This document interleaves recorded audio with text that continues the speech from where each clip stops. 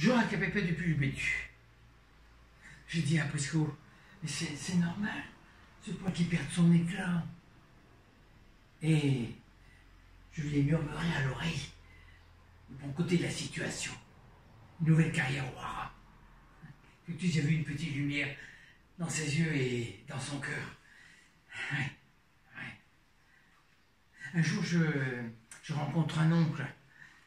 Il me dit, apporte-moi tous tes papiers qu'on voit ça de plus près. La chance qui revient. À un moment, alors qu'il est dans les épluchures de ma situation, il lève les yeux au ciel. Il me dit, attends-toi à trouver bientôt une lettre de l'huissier dans ta boîte aux lettres pour te saisir tes biens, fiston. Une prémonition. Et comme ça, cet oncle, intuitif. Depuis, les boîtes aux lettres, je les ai en horreur, je les cauchemarde. Remplies de bêtes affreuses, avec d'immenses tentacules gluants. Tout cherche à me happer. Et Dieu sait jusqu'où ça va. Vous voyez-vous affronter ces bêtes apocalyptiques? Eh ben moi, c'est tous les jours, en passant devant mes boîtes aux lettres, je risque à chaque instant une pression qui s'en va. Ou une attaque de nerfs, comme on dit.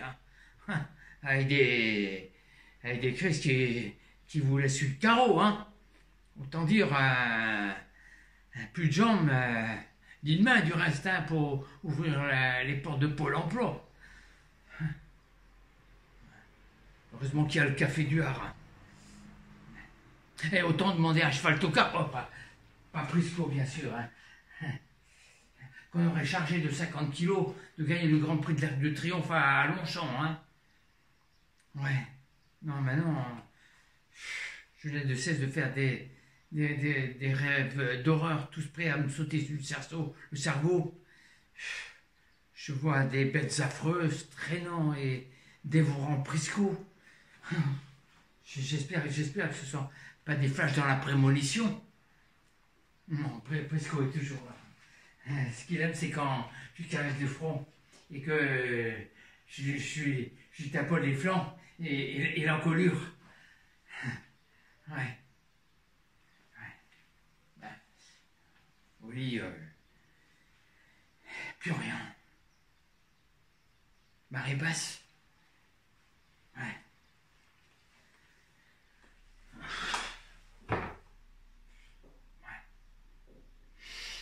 Rien que des galets froids, c'est les plages de notre amour.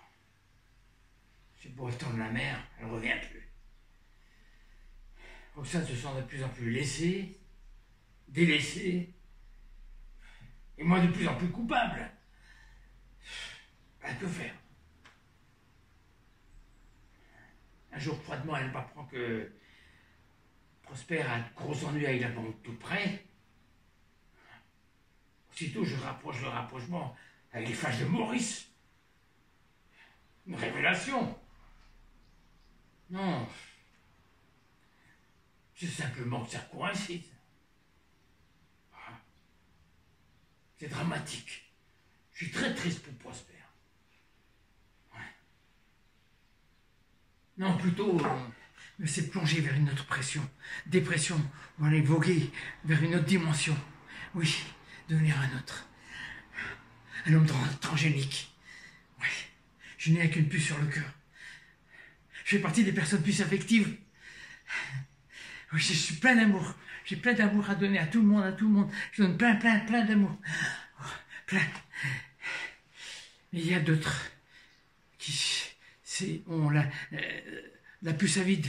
C'est des personnes qui sont toujours à la recherche d'autre chose sans savoir quoi. Alors elles tournent en rond.